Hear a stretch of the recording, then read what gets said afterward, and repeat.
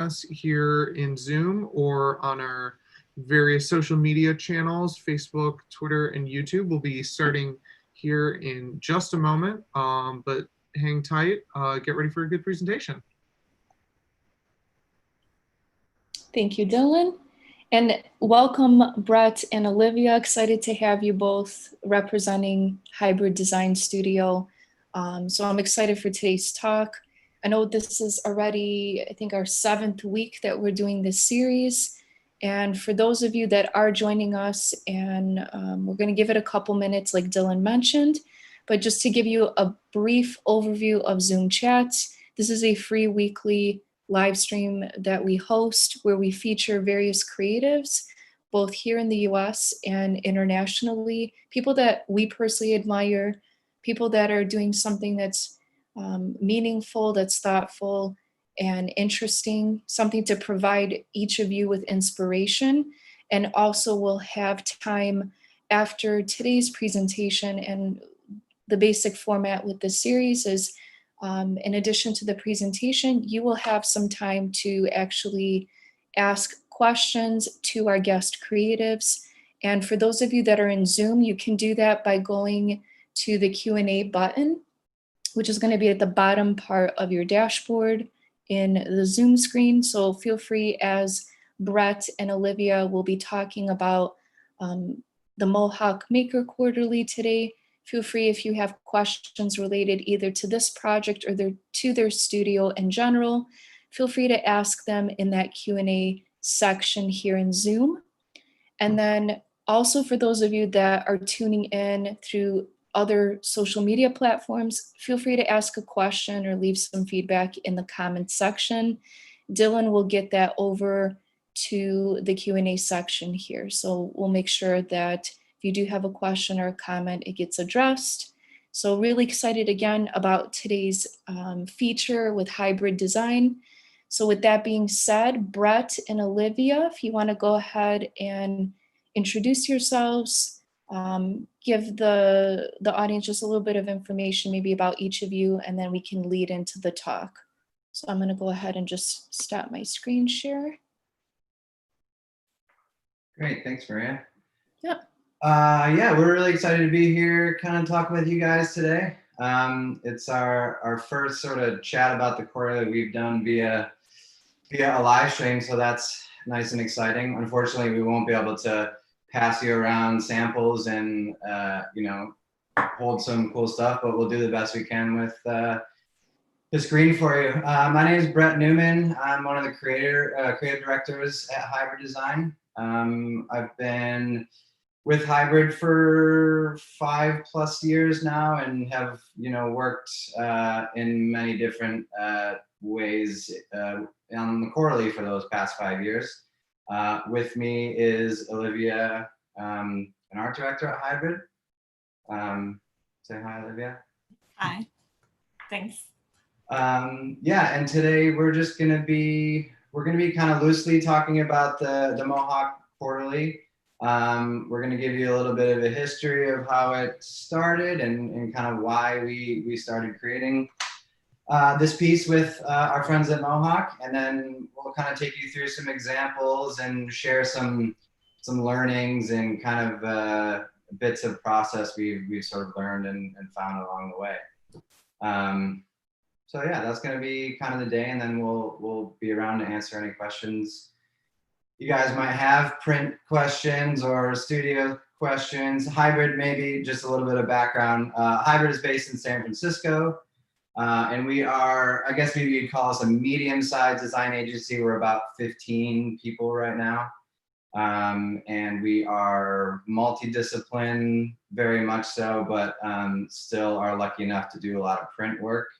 And, you know, we've been working with Mohawk for, you know, the better part of a decade, I think. I can't remember the exact time frame, but yeah, really lucky to have them as a client, and excited to share some of that work with you guys. Thank you, Brett. Sure. I think Brett said most of it, but I'll just introduce myself too. I'm Olivia Ward. I worked at Hybrid for the last about 3.5 years, And I've been working on the quarterly the entire time. So there's a lot of fun stuff to talk about with that. Can't wait. All right, thank you, Olivia. Thank you, Brett. And yeah, I'm really excited for your presentation. I know I'm personally a huge fan of the Maker Quarterly, been collecting them and signed up for them for the last, 15, 16, I think, editions you guys have had. So Yeah. really, really admire your work and excited to hear about the project. So feel free to take it from here. All right, yeah, ready to roll? Cool. I'll get my screen up. Does that look good to everybody? Yes. All my Adobe programs are down today for some reason, so bear with me as I present in preview. That's okay. But yeah, like I said, we just called this this is sort of a loose presentation we give to students and people in the industry, and we kind of tweak it and adjust it every time we do to bring some fresh perspective to it. And we just call it a brief history of the Mohawk Maker Quarterly.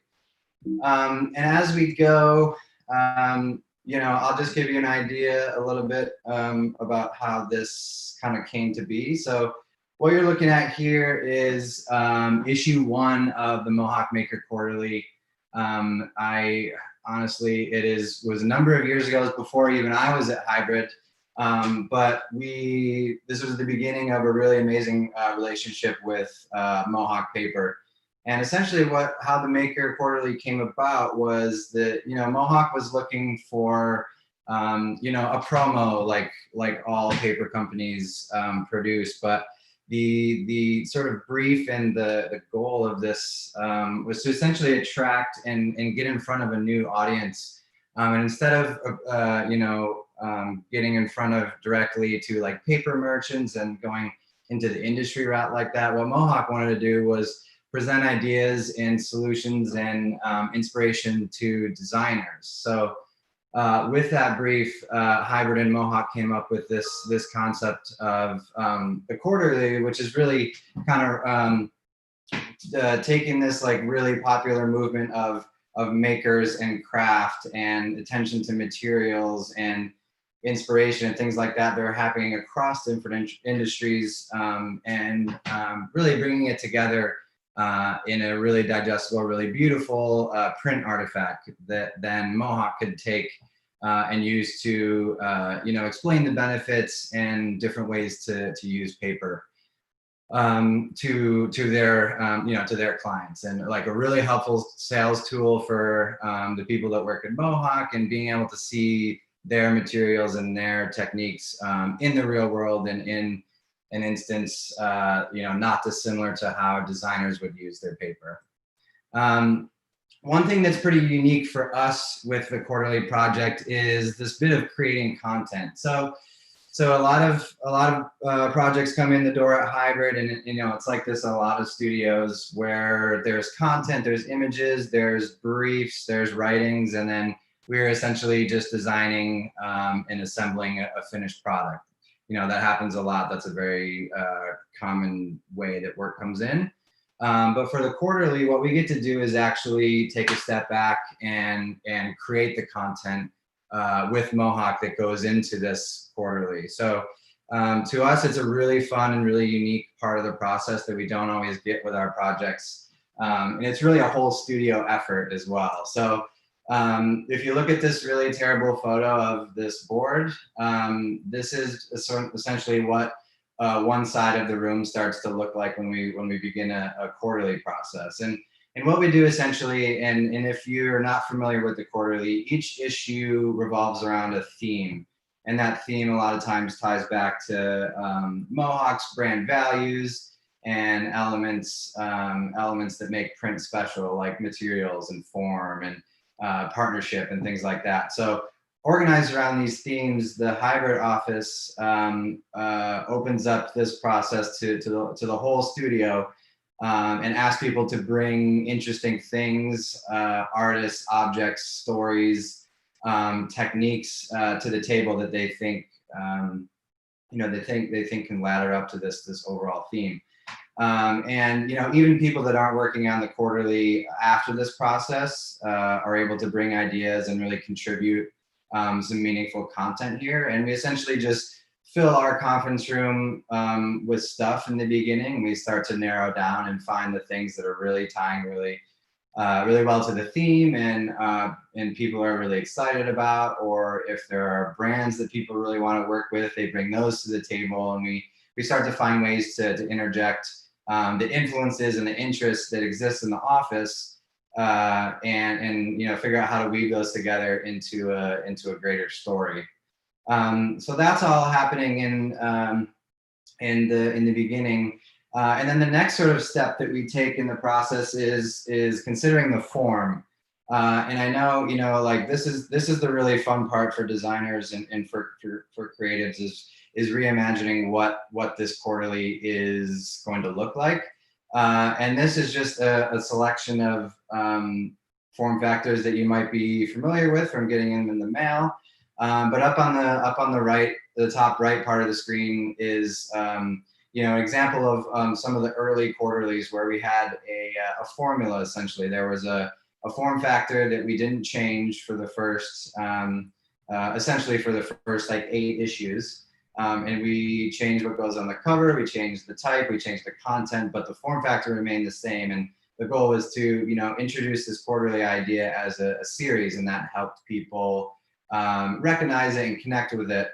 But after a while, both selfishly for the studio and for the benefit of the audience, we decided to take a step back and look at changing the form factor for each of the issues beyond issue 9. So what that really challenged us to do was, as we're partnering with Mohawk and there are new materials and new papers to explore, our form factor really helped drive the use of those things. So, Q15, Olivia will talk about in a little while here, was based, solely on materials, and the goal would be to use a different material for everything, and that was its own challenge and process. And the sort of most recent quarterly, the Q16, was simplified in that we were using the same paper across the issue, but we're telling different stories with those materials. So a lot of ways in that we let this exploration of form kind of drive us and help to develop new solutions. And then, at the end of the day, we just get a really cool, varied mix of form factors that, challenge us. And ultimately, sometimes surprisingly, create really new and unexpected finished products.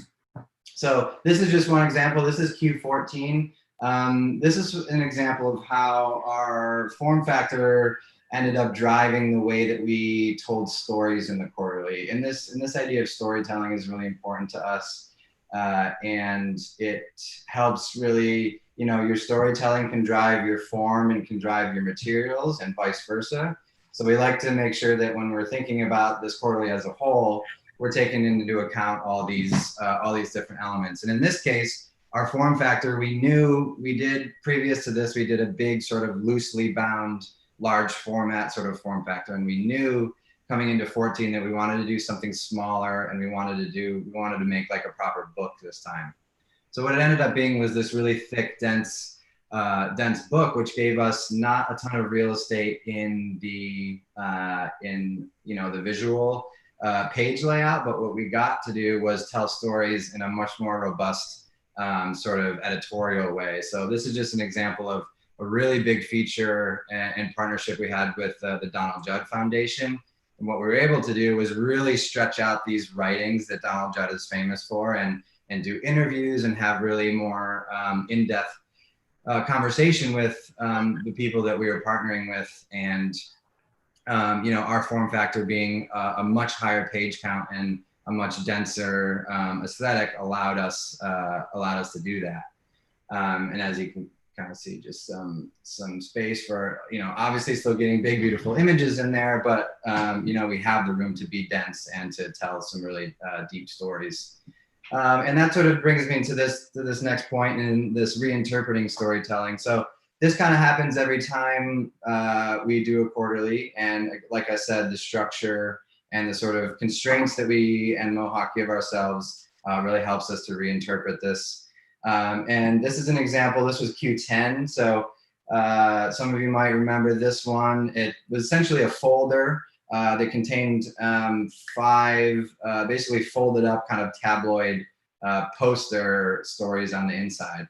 And unlike being a bound sort of linear, editorial experience, what we did is we made each one of these posters its own story. So you're able to pick and choose what story you pull from the quarterly, and then interact with that content separately or together. So you could read everything cover to cover, and there's themes and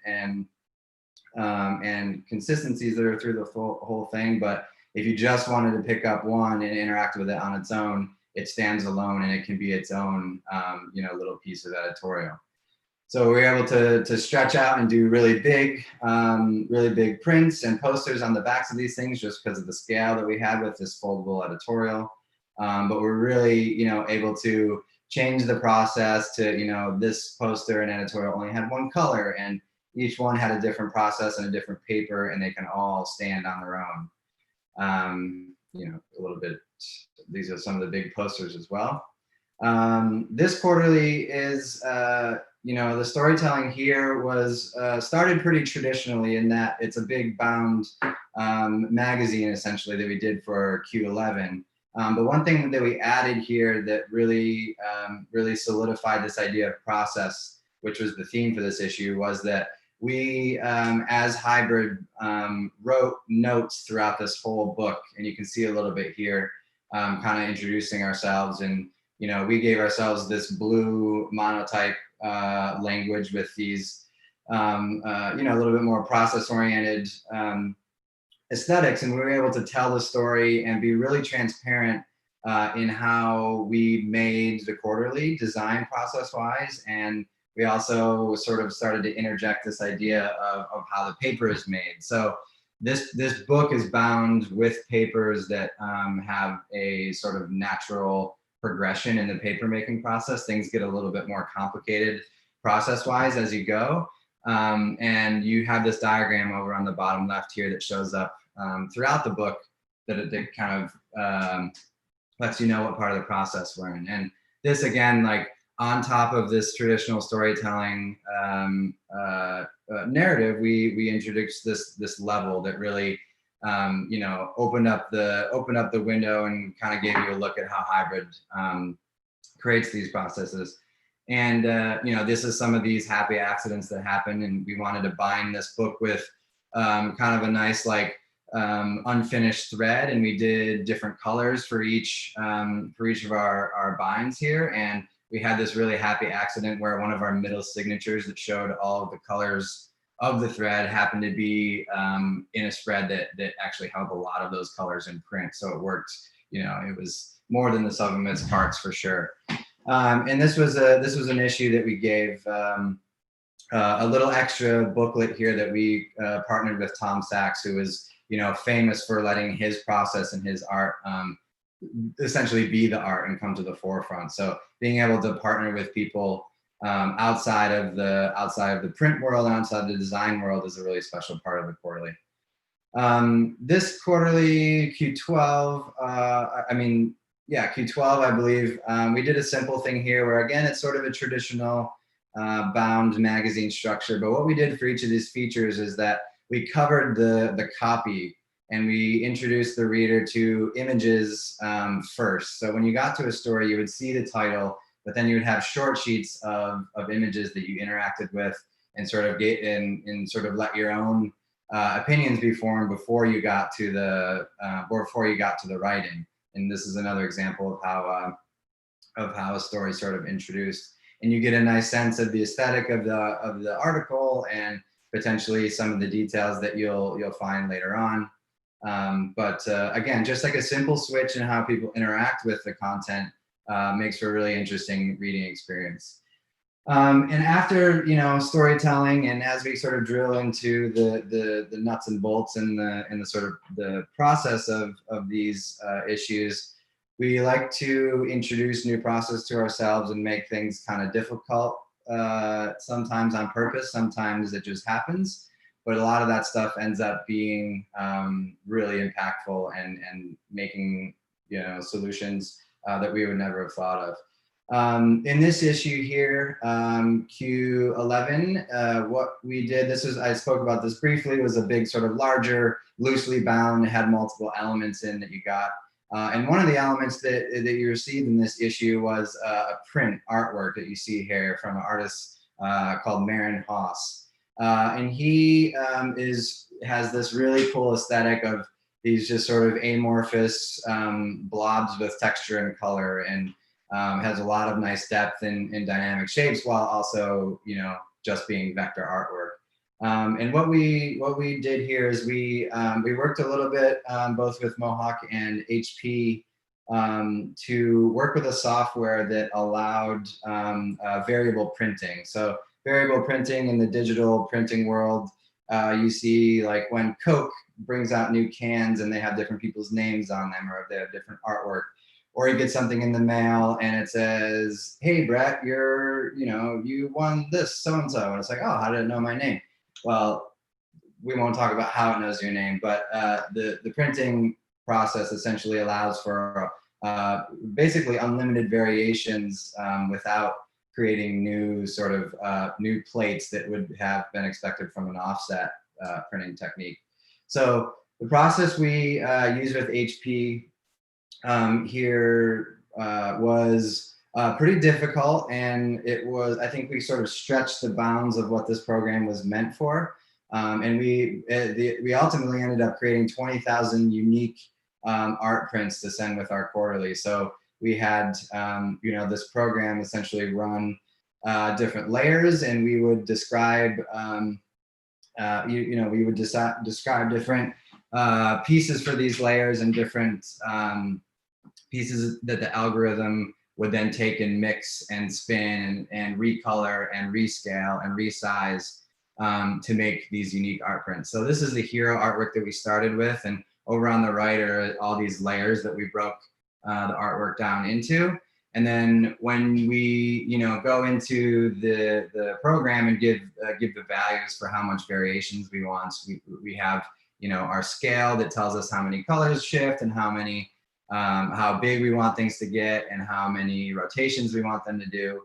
And this took a long time of troubleshooting and crashing our computers, and InDesign would crash over and over again. But ultimately, we were able to produce these 20,000 unique prints with our printing partner, and it was, it was one of the most satisfying outcomes of the quarterly. After all that struggling and wrestling, to be able to say, like, yeah, you get a unique print that no one else has. We give you a Marin signature and a little addition on the bottom. And that's just something, a really great story to be able to tell. And then we had, the benefit of both Mohawk's social following. People were really excited about this print and started to share. And you can see that just even in the real world with, maybe only 7 layers of artwork, we get a big variation of visuals here. And then I'll let Olivia talk and take over a little bit here about the sort of challenges and outcomes and interesting things we had to do with the issue 15 of the quarterly. Thanks, Brett. So this sort of goes along with the new processes theme for this issue. There were a lot of new materials and new papers and new techniques that Mohawk wanted to showcase. So for Q15, the theme was materials, which led to sort of an explosion of papers and techniques. And it's sort of a designer's dream to get to try to figure out how to combine all of these different things. One of the papers that they wanted to showcase was this key color paper, which you can see is super saturated colored paper. And we wanted to figure out a way that we could really showcase that as a material itself. So the container, which you're seeing now, is a good example of that. There's 3 different colored papers of stock of papers that are used, and 2 different neon inks that are printed on top of each one. And we really had a goal of trying to make it so that you couldn't tell which was paper and which was ink, as an experiment and a commentary on paper being a material itself and being sort of an equal contributor. And we really wanted to honor the paper and not print white underneath the color and see what happened when you printed a super vibrant color on top of an already vibrant paper. And we were thrilled with how it turned out and how crazy vibrant the colors ended up being in real life. And how it really elevated the experience of having the paper in a new way. If you'll go to the next, thanks. One of the biggest experiments in this issue was purely how many different materials and how many forms can we showcase at once. Our goal was to create a unique form for each story that we showed. And in the end, we ended up with 10 different unique forms that all folded down to fit into the same container. This was, a great process of trial and error of what can we do? What can we include? How far can we go before we go too far? And I think we got to printing glow-in-the-dark ink on translucent paper when we realized that we had gone a step too far. But that's such a fun part of the process for us. And the theme for this issue being that materials are amplifying the message, we really wanted to have the right, I live on a very busy street. The materials amplify the message, the right materials express the story that you are gonna read before you even read it. So if you go to the next slide, I think that obsession is a really good example of that. It's one of the pieces from this. It's sort of obviously hard to understand this digitally, what you're looking at, but what you're seeing here is a really sort of toothy, natural flecked paper cover stock and a really technical feeling smooth paper insert. That's a Mohawk Curious paper that has a really interesting feel to it. So before you read the story, you get the feeling of these two opposing materials and are wondering why you would put these together, because under normal circumstances, you probably wouldn't choose to do that. And when you actually get into the story, right, if you want to go to the next, then you find out that it is about an artist who's a weaver, and she has started with very traditional weaving techniques and materials like bark and straw, and then moved on quickly to things like nylon monofilament. So you sort of get that sort of duality in her work as well as in the story. And so that it really provides a good way of having an added emotional response to the feeling of paper that you wouldn't get if this was just a digital piece or something that you were reading online. And it's really fun for us to be able to amplify that sort of message. See some Olivia, of the yeah. Really quick question. So you did mention, and I know Brett, I think, alluded to this with the HP printing. So are these all digital prints, or is there any offset printing done? Go ahead, Brett. It's always a mixture, Maria. We do more offset than we do digital in the quarterlies. A lot of times with the different types of stocks and techniques that we're doing, where offset works the best for us, and we're able to get the best quality out of it. We also do, a lot of the colors that we print are custom mixes. So it's a little bit harder to achieve like really opaque and really custom bright fluorescence with digital. It's getting better and it's getting close, but a majority of the quarterly is printed offset. Okay, thank you. Mm-hmm. So for this one, you can see that there's different materials. So on the left, we have a thermography print telling the mythology of making paper. Or on the right, we have sort of these shiny trading cards that are printed on a metallic paper. And the idea is, again, like what gives you a sense of feeling for the piece. The raised thermography is really nice and makes you want to think about the story. And then the shiny, like perforated sheets are fun and make you want to rip them apart. So whatever materials we could use to amplify the message that we were telling was key to this issue. Which brings us to issue 16, which was about community. This is our most recent issue. For this issue, we really wanted to come at the story of community from 3 separate lenses. Like Brett said, this was primarily to focus on one type of paper. So what we wanted to do was amplify paper in different ways. So we have 3 lenses of place, voice, and time to talk about community and what makes them unique. And we created 3 independent volumes, each with their own size and perspective and print techniques. Go to the next one. Yeah, so if it's all the same paper with a different cover paper, how can we showcase different different print techniques. Is there silver foil? Do we have 2-color neon, which is the middle one, or do we do 4-color? This was a digital print on the back piece. And all of them each had their own different die cut edges, which was, about coming from each topic from a different angle.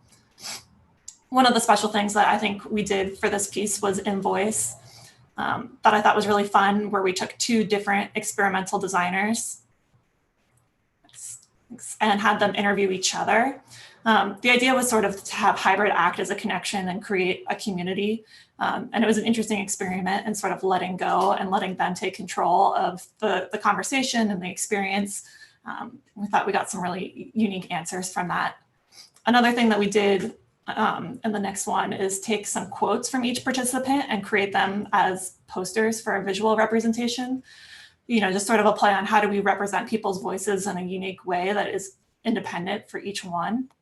And we ended up with some interesting stuff that looked bonkers in the neon orange and purple.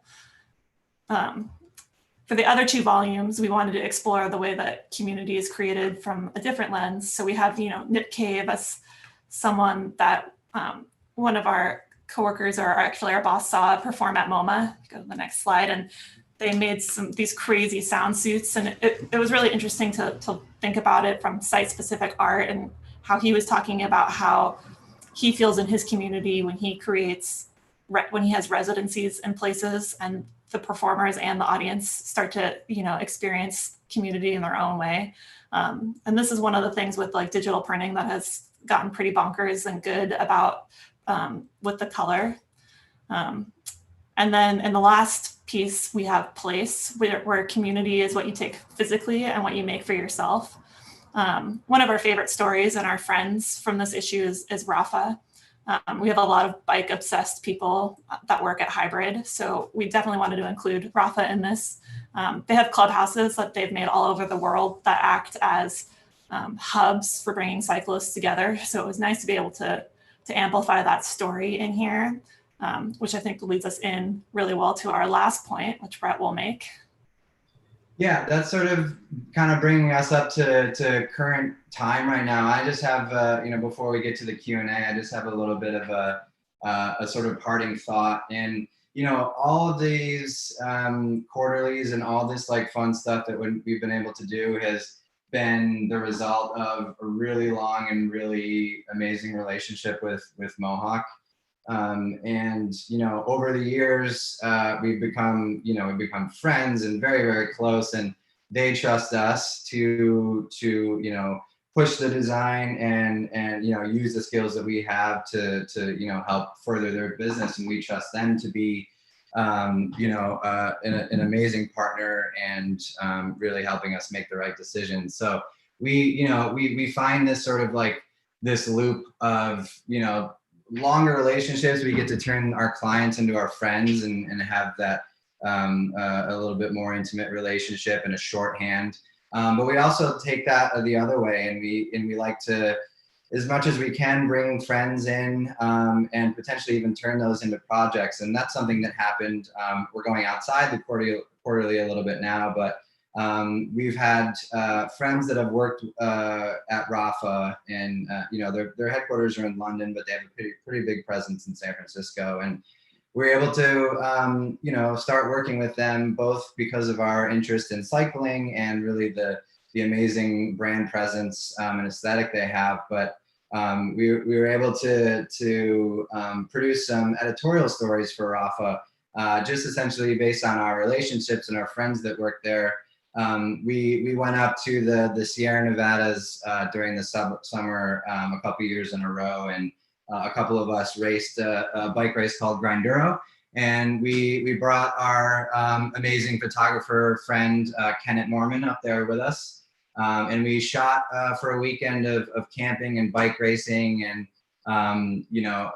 general fun having, and we were able to do this both for its own experience and own flexing our editorial muscles, but as we sort of progressed our relationship with Rafa, we were able to then create this really amazing print piece that they then distributed to their to their race participants and in their clubhouses. And we were just able to really bring these worlds together, and that, like, you know, bringing our inspirations from outside the office and our friends from different industries, and really work together to create something really impactful and really fun to work on. So we just have sort of a wrap up of the event and the race that we participated in, and, you know, both kind of flexing our print muscles and letting the Rafa brand come through and really telling the story of Rafa being introduced into this type of this gravel cycling kind of on the dirt that they hadn't been in the past. So it was a mutually beneficial and really just came about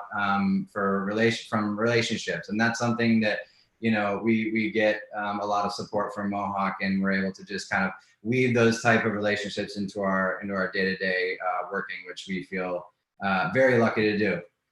And that's that. That's all we have for you guys.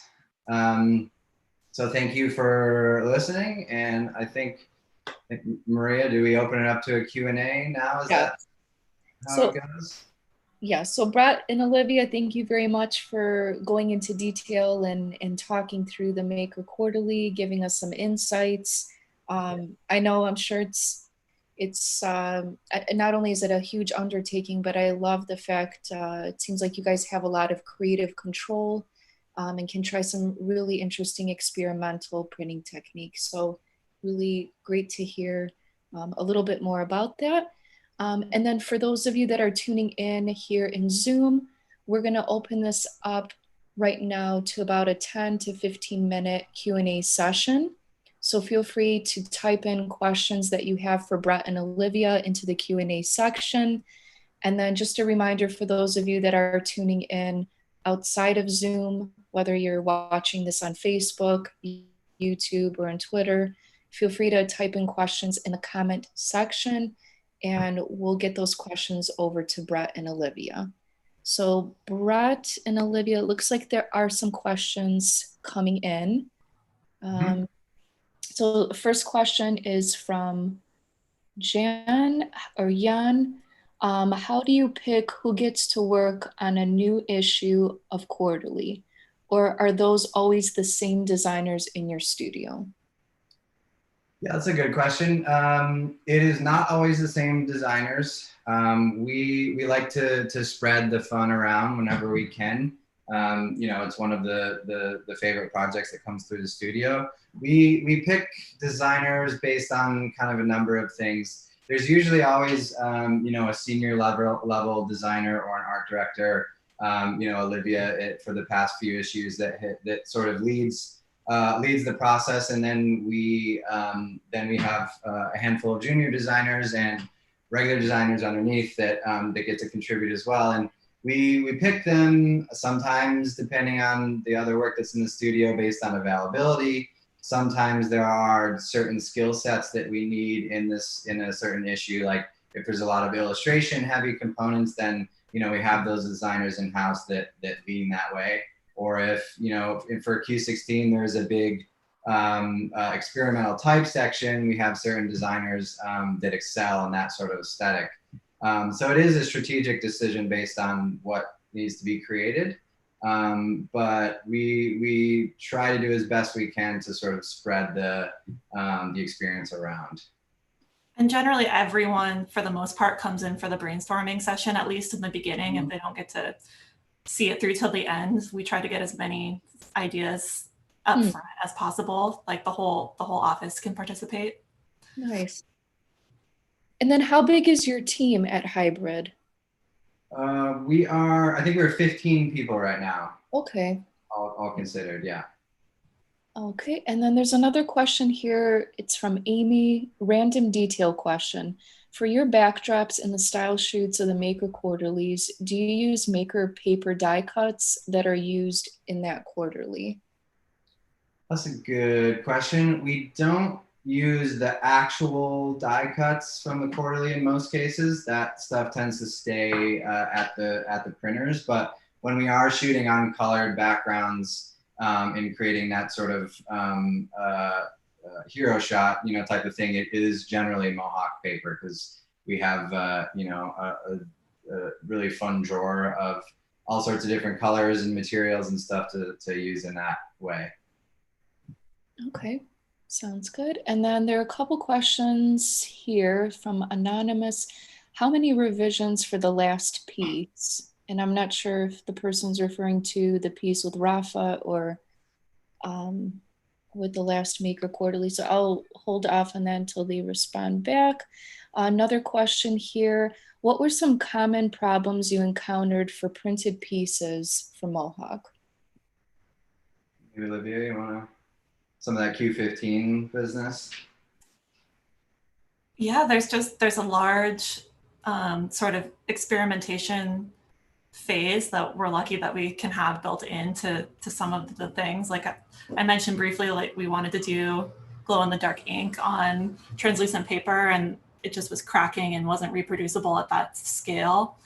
Other processes I'm trying to think that we have tried to do, you know, getting things to be the right color. Something that was interesting was trying to get, you know, neon colors to match across different colored papers.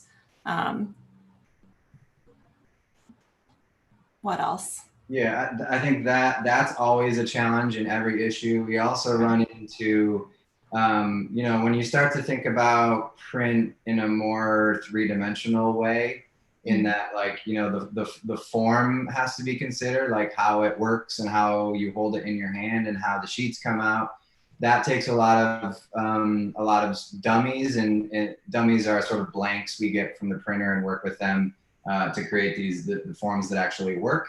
That tends to take a long time because based on the way we are trying to bind it, or the way that maybe a paper is slightly too heavy to be folded in a way that we'd like.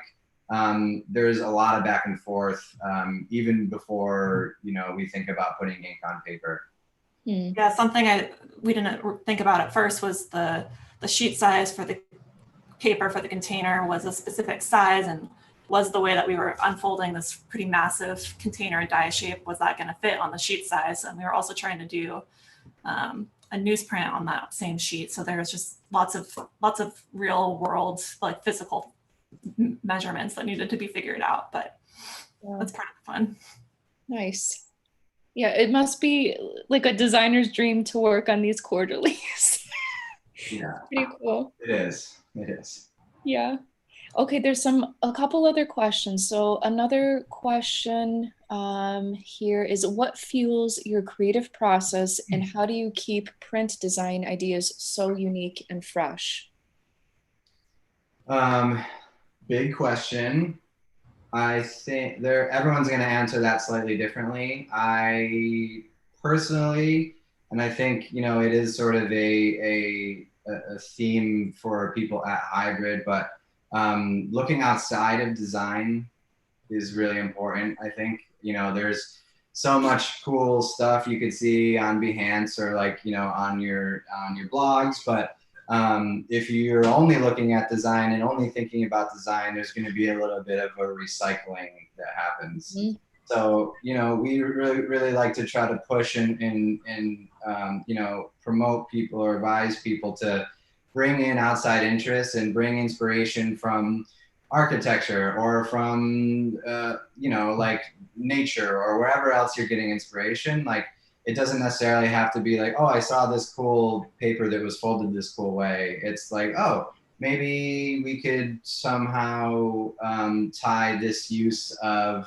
architecture or landscape design to a way a piece of paper works. Like, that stuff is very high level and sort of like seems silly, but when you start bringing all those influences in, that's when that intersection happens, and you find those little bits of inspiration that you probably wouldn't have gotten if you had just, you know, come to the meeting with, you know, with Behance inspiration, so to speak. Mm-hmm. Great advice.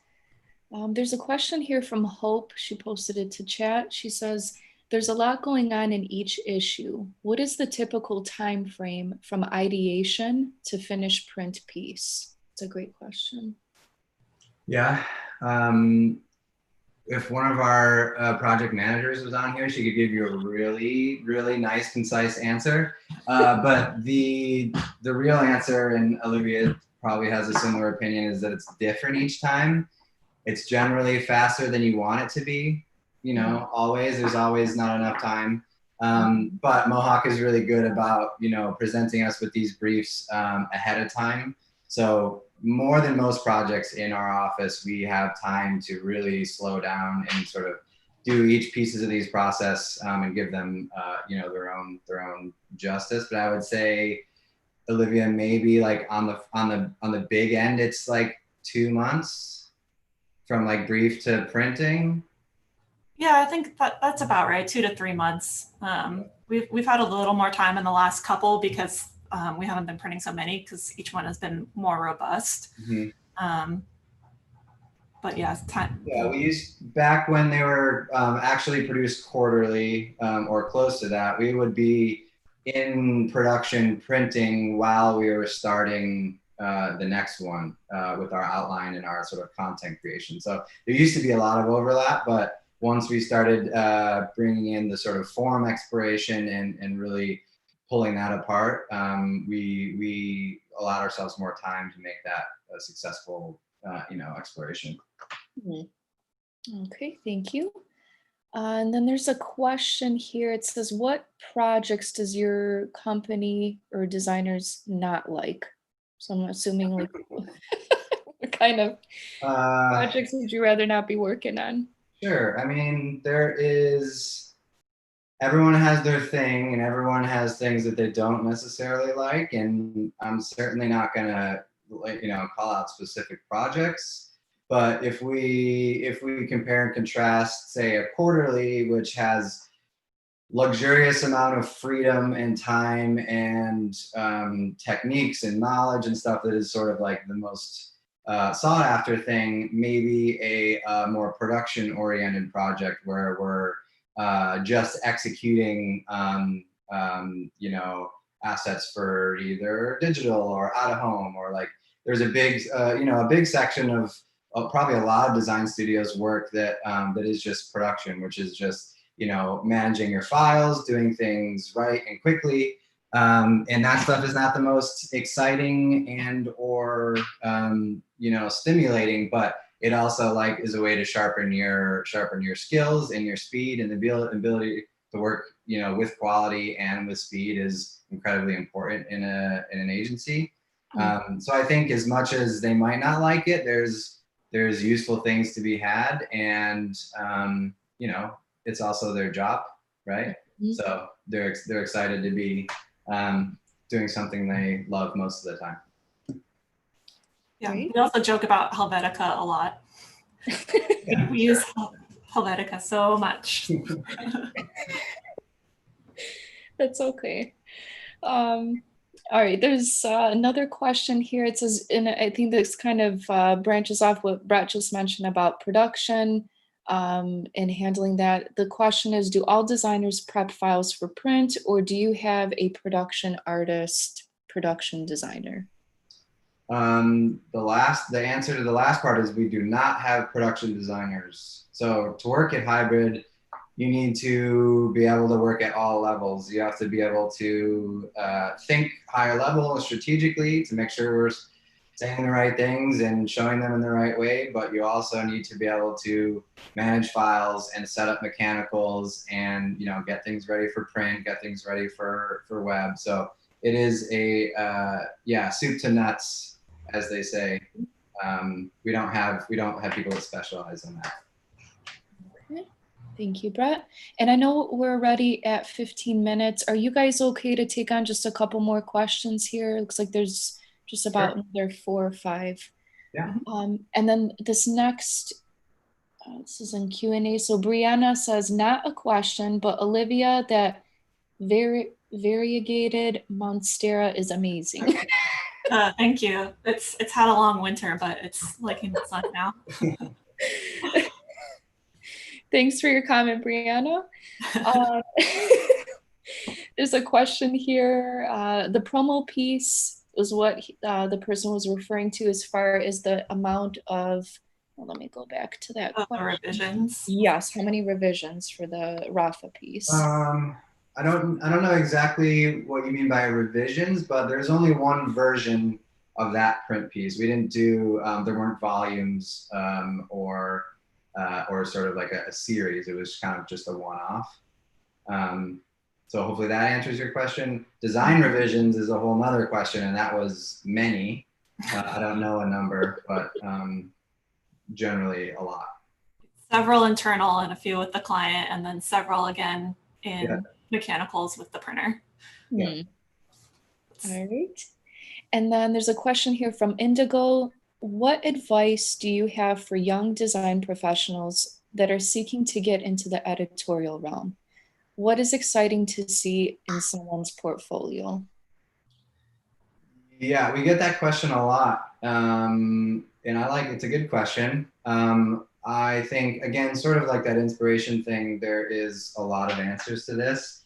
The answer I give is generally how Hybrid thinks about hiring people. And the sort of moral of that story is variety. So as much as you know, people say they want to be a branding designer, they want to be an editorial designer, we think it's really important to have all of those skills.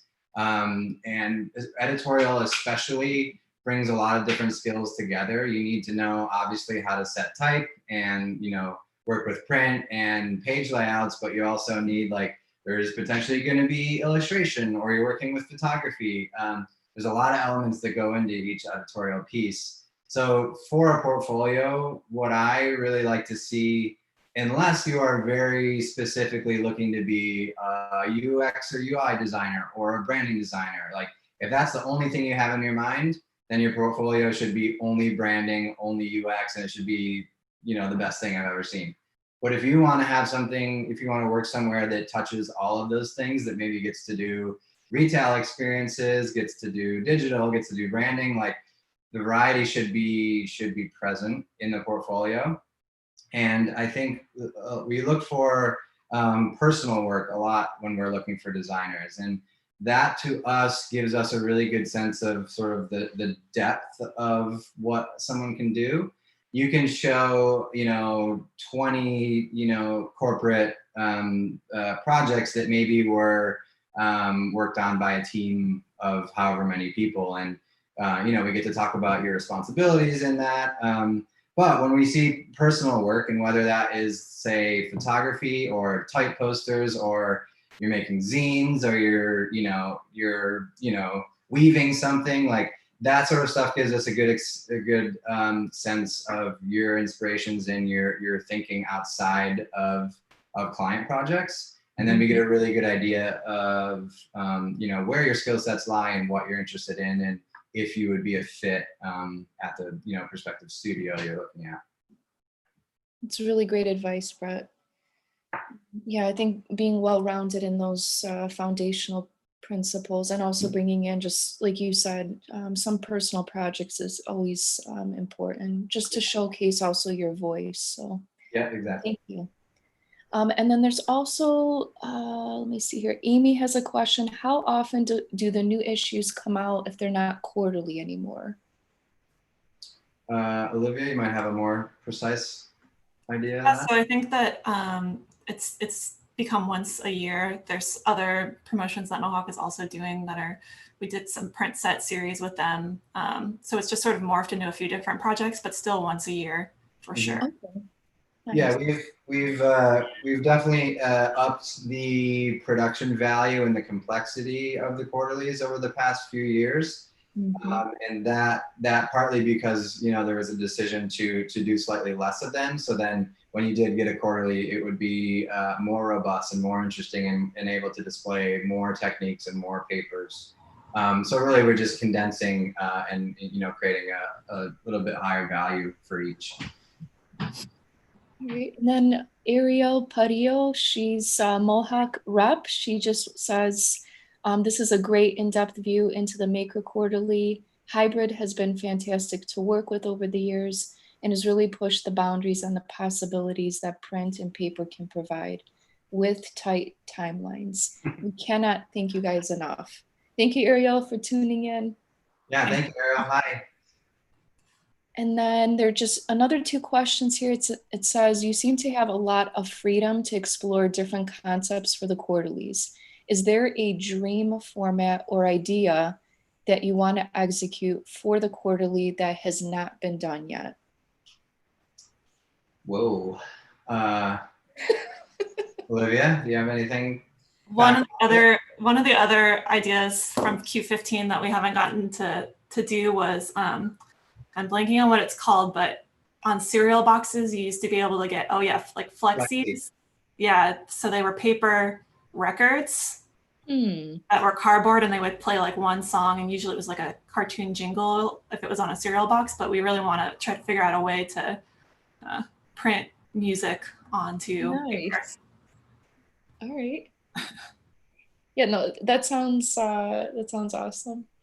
All right, last question here before we wrap up. It says, besides Mohawk papers and paper promos, what would be your dream project or client? Well, I can't say we're doing it already, right? You wouldn't believe me. I think to me it sort of ties back to that last bit of the presentation. Is my dream, if I could just like work with my friends all the time, that would be sort of like the dream situation. Because you just get like an amazingly sort of like deep relationship, and the trust and the ability to let people do the things that they're best at would be really easy in that relationship. And to me, that's like trust, especially, is where the best work comes out. And that's where Mohawk has been huge in this process. So yeah, that's mine would just be loosely working with my friends all the time. Nice. All right, Olivia, if you wanted to add anything, I didn't want to. Yeah, it's a hard question. I think Brett had a really good answer. We get to have some freedom to do things like with bikes and with friends, and sort of bring our hobbies and our interests into our work, which is really great. So anytime I get to do that, anytime I get to illustrate or draw like a silly cartoon and have it be part of my job, it's like a total thrill for me. Nice. And then I guess one follow-up question. So related to the Maker Quarterly, are you guys pretty much overseeing every aspect of that? I know Brett had mentioned, early on kind of how you guys formulate the quarterlies, but are you guys also writing the copy? I know there was something that was mentioned where you had different creatives interview each other. So are you handling the copy as well as the design? Yes, in most cases, that shows up slightly differently. We have a sort of stable of copywriters outside Hybrid that we work with pretty regularly on the quarterly. What we do is we provide briefs for the copywriters. So once we sort of have an idea of how the quarterly is going to speak and sort of fit together, and we have our themes and our buckets laid out, we'll then write briefs for these writers, and we'll give them what we're looking for out of the story and an outline of sort of like the bits of content they have, and then again like let the professional do their thing, and a lot of times that it's the best solution. We have our other creative director Caleb Kozlowski and our founder Dora Jamalis also contribute writings to a lot of the quarterlies. So it's not something they do full time, but when they're really passionate about something we're talking about with the quarterly, they contribute as well as helping organize those briefs. Okay, nice.